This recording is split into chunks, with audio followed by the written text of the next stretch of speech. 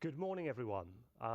Welcome to the Q2 2025 presentation by Envipco. I'm Simon Bolton, CEO of Envipco, and we'll run through this presentation with my colleague, Michael Clement, Chief Strategy and IR Officer.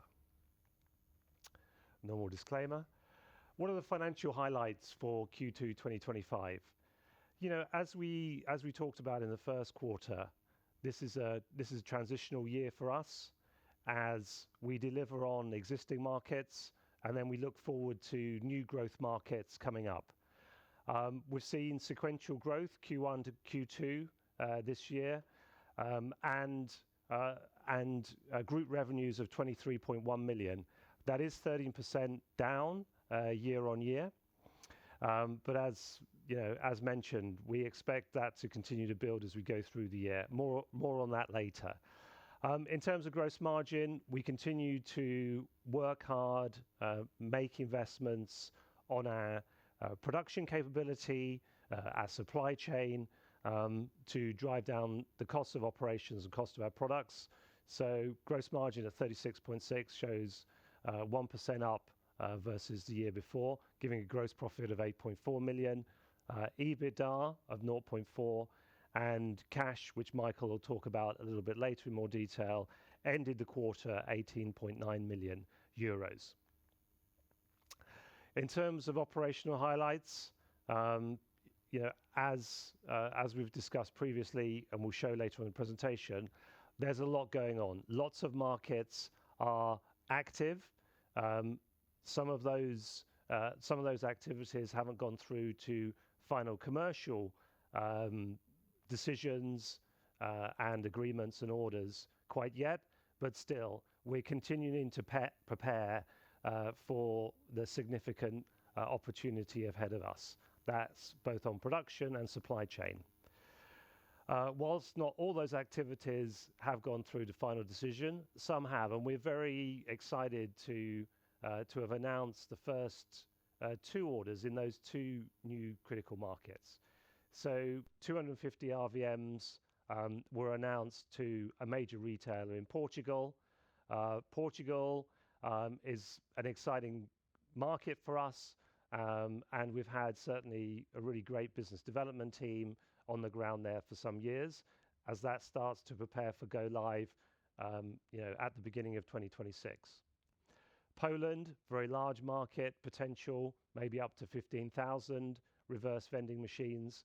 And we're excited to announce the first agreement for 1,000 units to a major retailer in Poland. And based on the current scheduling with the customers, that's expected to roll out during the course of the second half.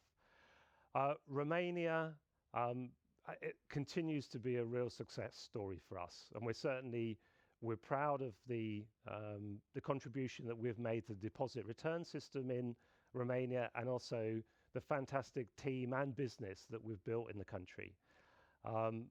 As you know, we've been in Romania now well over a decade, initially as a supplier, and we've built up that business to become one of our major manufacturing hubs, and also a very active participant delivering machines, delivering services and support to the deposit scheme in Romania, which is working very well. As we've continued to work with the retailers and overall, the country at large, certainly our market share has built up to now over our initial target of 30%, and we expect continued development in this exciting country going ahead. We continue to invest in the team.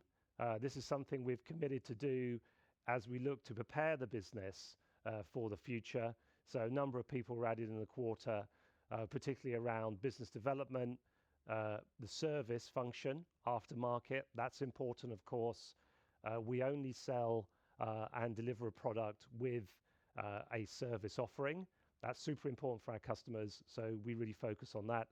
And then we also continue to invest in core functions as we grow the business, as we grow the organization. Core functions, particularly around finance and IT, also are developed. For those who may be joining for the first time, We are a global recycling technology business. We're focused on the recovery of beverage containers, and with the legislative framework to increase recovery, there's an unprecedented market opportunity, really a tripling of the market in the next few years. We have positioned ourselves to capture our fair share of this developing market, and step by step, we execute with a seasoned team, and we're driving both revenue growth and we're developing profitability. What does this look like? If we go back a few years, here on this chart, you see as new markets come in, and that's our focus, really being there when these markets open up so we can capture our fair share. And as they have, then you see that's propelled our growth over the years. We, of course, still have a strong and stable US North American business, which Michael will talk a little bit more detail about.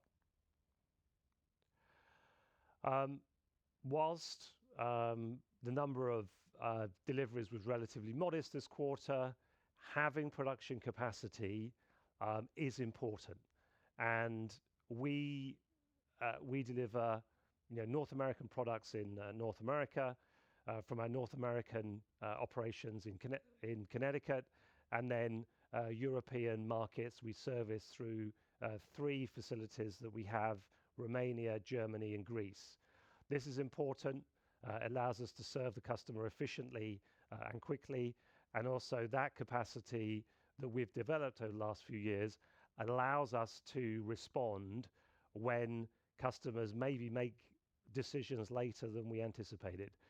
So a number of these markets, there's still work going on in the market to frame them and to organize them, particularly in Poland. But when those decisions are made, then we have the capacity, we have the ability to serve those customers very quickly. And we think that's important, particularly as we head towards the regulation target of 2029. Okay, with that, Michael, I'll hand over to you for a financial review. Thank you, Simon. Thank you. Good morning. I'll take you through some of the financial highlights of the second quarter of 25. Starting out with the profit and loss. Revenues in Q2 were 23.1 million euros, a decline of 13% from Q2 last year of 26.6 million euros. The key driver behind that decline are lower RVM sales to Europe, as we continue to deliver on existing markets, whereas in the second quarter last year, we were still in a build-up phase in some of those DRS market introductions. 36.6% gross margins this quarter reflect underlying improvements in our production supply chain activities, offset by lower utilization in our assembly facilities, as we sold out older inventories, finished goods inventories previously produced. Operating expenses, 10.4 million euros in Q2, up from 8.8 million euros in Q2 last year. The increase, both on a sequential and a year-over-year basis, is driven by increased headcount, as Simon mentioned. 505 employees exiting Q2 this year, up from 416 employees Q2 last year. EBITDA in the second quarter, 0.4 million euros versus an EBITDA of 2.6 million euros in Q2 last year, with net profit at minus 2.5 million in Q2. For the year-to-date figures, Envipco posted group revenues of 44.1 million euros, a decline of 18% from 54 million euros in the first half last year. Gross margins in the first half this year were 37%, up 170 basis points from 35.3% in the first half last year. Operating expenses, first half this year, 20.2 million euros, up from 17.6 million euros in the first half last year, with EBITDA of 0.9 million, down from 5.6 million euros in the first half of 24. Drivers behind our revenues. Europe is the market that we are focusing on as new markets continuously are introducing and rolling out new deposit return schemes. Revenues in the second quarter were 14.5 million euros in Europe, down 16% from 19.9 million euros in the second quarter last year. We continue to deliver on markets. This quarter, Romania, once again, very strong performance. We are continuing to deliver in Hungary, but at a lower rate, and where Greece started out quite soft in the first quarter, has built momentum into the second quarter, but is expected to continue to build momentum into the second half of the year. Our reverse vending machine sales in the second quarter in Europe were 12.8 million euros, and down from 16.4 million euros in the second quarter last year. Program services increasing still at a low level as we still are in warranty periods for a majority of our installations, 1.7 million euros, near doubling from 0.9 million euros in the second quarter last year. Our North American operations are stable. In the second quarter this year, revenues were 8.6 million euros, down 7% year over year from 9.3 million euros in the second quarter last year. We've had a weakening of the dollar versus the euro, so adjusted for that, the underlying growth is 3%. The driver behind the decline are lower sold volumes and therefore also lower collected volumes in the North American markets. Program services declined 4% year over year. They comprise the largest share of our North American business, to 7.5 million euros. RVM sales in North America in the second quarter were 1.1 million euros. Our operating costs, 10.4 million euros in the second quarter, up 17% year over year, and as explained, largely driven by the increase in our headcount. Envipco will continue to invest to meet anticipated market growth in the quarters and years ahead. This goes in a wide variety of our activities, from market and business development to R&D, developing our technology and delivery platform further, our administrative capacity and systems. Including other income, total operating costs in the quarter were 10.3 million euros. Moving over to our balance sheets.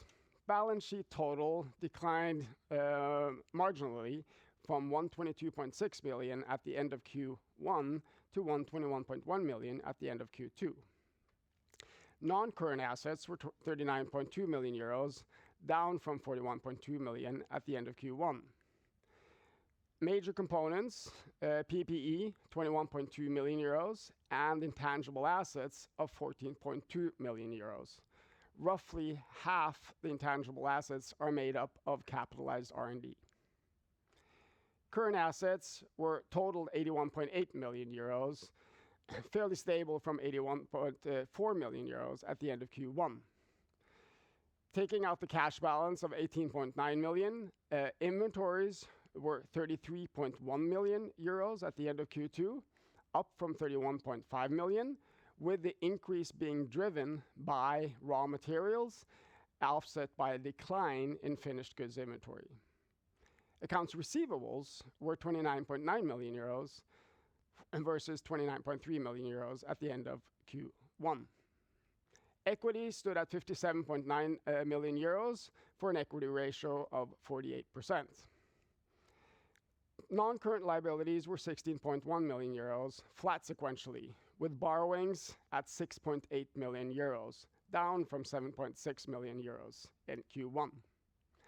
Current liabilities were 47.1 million euros, up from 42.6 million euros at the end of Q1, with trade creditors at 17.8 million and borrowings at 15.6 million euros, up from 10.5 million euros at the end of Q1. Total borrowings on the balance sheet exiting Q2 was 22.4 million euros, up from 18.1 at the end of Q1. Moving then over to the cash flow for the second quarter. We exited the quarter with 18.9 million euros in cash, down from 20.7 million euros at the end of Q1. Cash from operating activities were a negative 4.6 million euros, with EBITDA of 0.4 being offset by a working capital build of 5.3 million euros. Higher inventories, higher receivables, key driver behind that build. Cash from investing activities were 1.5 million euros negative, with capital expenditures of 1.1 million euros and capitalized R&D at 0.4 million euros, key drivers. Cash from financing was a positive 4.6 million euros, with FX effects of 0.4 million euros negative. That was driven by an increase in borrowings of 5.2 million euros, while lease liabilities came down 500,000 euros during the quarter. Since Q2, now in August 5th, we announced a new consolidated working capital facility with ABN AMRO Bank, thereby collecting financing arrangements in different markets that the company has had over time and built over time to a collective facility. This facility gives us a flexible capacity, currently up to 21 million euros. As part of this arrangement, we have repaid all USA-based financing, which then in sum gives us, net of these repayments, an increase in working capital capacity of 10 million euros. A very important stepping stone for the company as we continue to move ahead towards new growth opportunities. With that, I think I'd like to give the word back to you, Simon, for a few comments on our outlook. Okay, Michael, thank you very much indeed. Great. Just a reminder, obviously on the webcast, you can enter questions, send questions to us, and after this outlook, we will then take those Q&A. So please do send in your questions. Good, right. Outlook. We wanted to highlight again the opportunity facing us. So we are recycling technology business. We produce reverse vending machines and services and systems that support the recovery of beverage containers. And that recovery is now very strongly written and driven in legislation. Both the EU Packaging and Packaging Waste Regulation, which mandates 90% recovery by 2029, and also additional legislation in other countries, for example, the UK, which is mandating the introduction of a deposit return scheme in the UK by October 2027. Very powerful pieces of legislation which are driving activity in this market, and of which, of course, we're positioning ourselves to take our fair share. A different way of looking at this is in terms of coverage of population. So the last few years, roughly, 40, 50 million people have been covered in those countries that have recently introduced a deposit scheme. In the next 3 years, there's another kind of 270, 280 people, and then in the next 5 years, potentially another 150 million people. And roughly the number of reverse vending machines, our products that you need to cover population is proportional. So huge opportunity, and we've expressed this differently before to say there's about 100,000, 110,000 units operating globally at the moment, and to cover all of these deposit schemes, we'll need another 200,000. So about 300,000 units will be needed in the next few years. This additional 200,000 units is a market opportunity about 4 billion euros. So very significant, very exciting. But timing is a challenge that we face. And if we look at this slide, which we keep updated, and by the way, thanks for the feedback. People find this very useful. Um, these are the markets that are finishing off a deposit scheme. So Romania, Hungary, and Ireland. These are markets we're still delivering units in, as Michael mentioned. Um, Hungary in particular, for example, has done most of the installation last year, so that is being delivered at a slightly lower rate, and year on year, we delivered less in Q2 25 than we did in Q2 24. Romania has a longer tail. Lots of local independent stores have moved and want an RVM, which is great. So sequentially, actually, year on year has seen growth. And Ireland and so on is filling in. And then we have Poland and Portugal, which, for those who follow the business several quarters, are really key markets for us during this year and into next. And whilst there's still a lot of activity in both of those markets, you know, there are some things that need to be continued to be defined and sorted out. So Poland, there's interoperability questions which are being worked through between multiple operators. Retailers and the beverage industry are still working on their final plans. And this uncertainty, therefore, is pausing somewhat some of the very final decisions of retailers, our customers, when they buy RVMs. So we're seeing that move slightly into the latter part of 2025 and potentially even to 2026. Good thing is we've now been there a few years. We have a fantastic business development team. We've won the first agreement, which is great. We have pilots operating in many countries, which in many areas of Poland, which is exciting. And we're ready to win when the customers make those final decisions. Portugal is a smaller market, and certainly there's been no official announcement from SDR Portugal, the operator, on the go live date, but we expect that to be in the first quarter of 2025. Again, you know, a slight delay has caused slight delay from some of our customers. Again, great team on the ground, lots of piloting, and we do expect still in both those markets to win our fair share, which is 30% plus. The other markets are starting to come through. Greece, which Michael mentioned, we've got a fantastic you know, footprint in Greece through work with a great partner. And as Greece starts to transition between pre-DRS and DRS, then clearly there's some things that need to be organized before that gets going again. So overall, we continue to see you know, really exciting momentum in new markets.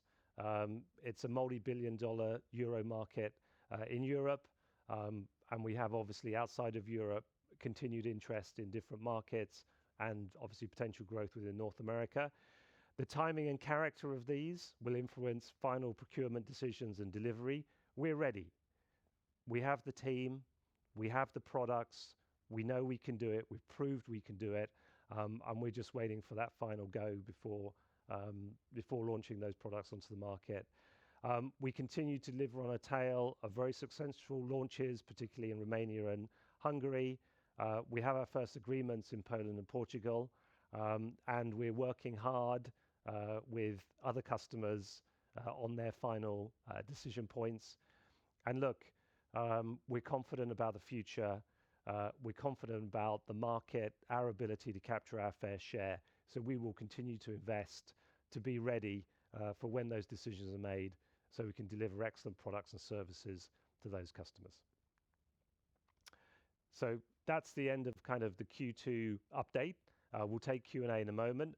Just a reminder, we are holding our very first Capital Markets Day update in Oslo, 9th of September. So those who are in Oslo or want to travel to Oslo, you are more than welcome. Please, you know, register and let us know. For those who can't make it live, then we will be webcasting it live on envipco.com, and it'll be between 1 and 4 Central European time. So hopefully look forward to seeing many of you they're live. Should be exciting update, and obviously the few hours gives us longer to go into a bit more detail about the business, about our targets, and as we look slightly further ahead to 2030.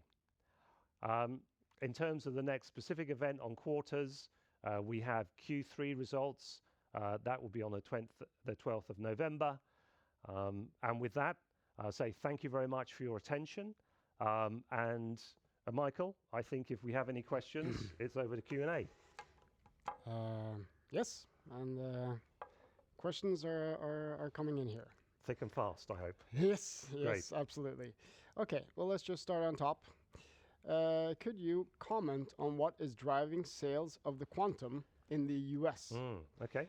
How the characteristics of this machine fits the US market? Yeah, great. Look, I think one of the things is that the deposit schemes have been established in the US for a long time, since the 1980s. But as we've announced before, and as you've seen in our numbers, Connecticut, as a state, has refreshed their bottle bill, which has increased the number of containers which are coming back to the scheme. We're also seeing increased volume in places like New York. The Quantum machine is fantastic for high volume. We've seen that in Europe, and now we're introducing that technology into the US. Actually, the photo that you see here is in fact the US machine. And so we're putting these machines in recycling centers, which can be used by the public, can be used by people in those recycling centers, the team of those recycling centers, and they've been really well received. And we've got lots of inquiries for other machines, and so we feel very positive about Quantum as a product platform in the US. Yeah, absolutely. And we're looking at producing it as well. Yeah, Yes. I mean it's a big unit. I mean, for those who have had the pleasure of using it, one of the things that customers like is not only it's good for their consumers and the people who use their shops. It's very efficient, but it stores a lot of material, and it's easy to take that material, which means you need a big box. Yeah. And shipping boxes, across the sea is not the best thing to do. And there's lots of people who make good boxes in the US. So one of the benefits, of course, of having a dispersed manufacturing strategy and having factories that are ours, that we control, allows us to be very flexible. So just like we have done in Greece to localize the Quantum product, that localization we can also do in the US, which allows us to be highly flexible and, of course, particularly in the current regime, very cost effective. Yep. Can you provide a bit more color on if you are expecting Poland and Portugal orders to come into the P&L in Q4 this year, or is it more split between Q3 and Q4? Yeah, look, I think we wanted to highlight the timing of these opportunities. I think it's not a matter of if it's going to happen, it's going to happen. Both of those schemes will happen in the next in the next short period. It's the timing of those. Now, certainly we've announced the 2 new agreements. We expect those to be delivered during the course of the second half of the year, before the end of the year, and clearly we are working hard to add to that.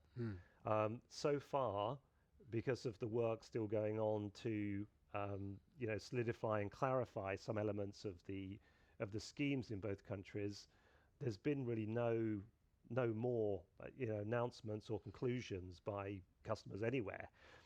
We're ready to obviously jump on those as soon as those decisions are made and they want the product.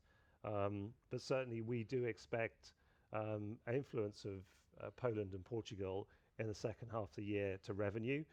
The extent of that, again, is the extent of timing. And yeah, so we're basically ready to go. but more in Q4 than in Q3 is Yeah, a I think reasonable assumption. yeah, I think so. I Yeah, mean, here we are, we're mid-August now, yeah. and I think it's reasonable that, as we've said, we see, momentum building as we go through the year, but like we've seen the last couple of years, we do expect Q4 to be, quite busy. Yeah. Yeah. Yeah. Do you see anything significant with regards to the decrease in North American sales? Well, as we explained, program services were down. Q2 this year, lower sequential seasonal growth than we've seen in previous years.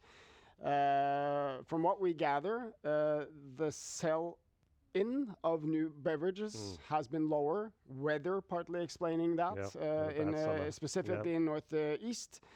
Lower sold volumes also then results in lower collected volumes.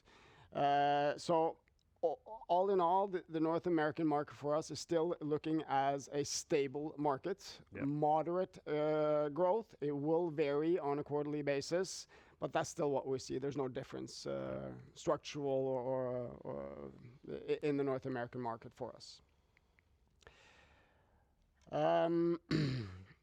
Do you expect working capital build to reverse over the course of Q3 and Q4? We've seen, in terms of seasonality, we've seen a build in Q2 over the last few years. We will have a higher activity level moving into Q3 and even higher activity level into Q4. That will drive receivables. We have different types of contracts with different types of customers. And of course, the mix of that could be changing that dynamic. In terms of our financing capacity, we're very comfortable with what we have to deliver on what's to come for the Portugal and Poland. We have a strong focus on our working capital, but we also need to have an availability to deliver on the opportunities that are arising. Yep. So let's see here. Can you provide any further color on the Netherlands win and how big this could be for 2026? Do you expect to win any further orders in other existing markets? In other words, I'm guessing that. No, certainly one of the things that we've put in the report subsequent event is we're very pleased to announce the kind of frame agreement with Statiegeld Nederland, the operator of the Dutch system, to kind of formalize some of the pilots and some of the work we've done over the last 6 months in terms of introducing quantum to the Dutch market. As we presented before, the Dutch market has grown from big bottles and then introduced small PET bottles and now introduced cans. And cans is a huge fraction of the overall beverage containers in the market in the Netherlands. And so this has created kind of an issue, also created an opportunity for us to introduce quantum. And we've had several fantastic pilots by private groups, which have also been supported by Statiegeld Netherlands. And that's now culminated in recognizing that technology as a huge potential and an investment and program that lifts the Netherlands towards the 90% recovery target. Yeah. So yes, we do expect we do expect, of course, follow-on orders both during the course of this year and during next. It will be step by step. As we talked about just before in the US, these are big machines. It needs planning permission and zoning and so on and so forth. But certainly everyone's very excited. We've got now a team focused on that brownfield opportunity in Netherlands. We have technical support and so on. And certainly our the feedback from customers, feedback from Statiegeld Netherlands is very positive. So yes. And in general, what you see, and hopefully we try and communicate as best as we're able through these quarterly updates, is you see a spread of quantum. I think, you go back 2 or 3 years, really quantum was only in Sweden, but step by step, Now we see quantum pretty much existing in every market that we're working in. It's a great product, unique product to the market. Consumers love it. It's very quick. It's very efficient. They don't have to stand there putting bottles in one by one, you know, and our customers, retailers, or even private individuals like gas stations, they like it because it's high footprint. It drives footfall to their facility, and of course, with very high volume, they get a lot of handling fees. So overall, a fantastic product, which we will is important for us, and we'll continue to, develop and also apply in other markets. Yep. Could you please explain the gross margin decline sequentially? Q2 production was lower than in Q1, so it's a utilization factor. So lower utilization of our assembly facilities. So in other words, part of the sales in Q2 was sellout of previously produced finished goods inventory. Yep. That's the explanatory factor. Yeah. Great. Let's see here. I'm just trying to see which questions may be overlapping. Could you maybe elaborate on your performance in Romania? Yeah, sure. Yeah, look, we wanted to highlight Romania. It's actually our biggest single market in Q2 and showed very strong both sequential and also year-on-year growth. As I mentioned, I think in the presentation briefly, we've been working in Romania now for quite some years. Initially, just as a supplier of our compactors, very high quality, very efficient, and then we've built out that business both from a production point of view. Now we fully make the whole product in Romania and the full range, to also then supporting the Romanian deposit return scheme. And we've made several announcements over the course of the quarters in terms of key wins that we've had with international retailers, but also more importantly, we have a very active local sales team and commercial team that look at the much wider opportunity of local and regional retailers. And we've built, therefore, into that market. They really like the fact that they can get the product quickly, it's simple to use, it works, it's effective, it's good price point for them. And so that has developed our market share, and we've surpassed now 30%, and we feel we can continue.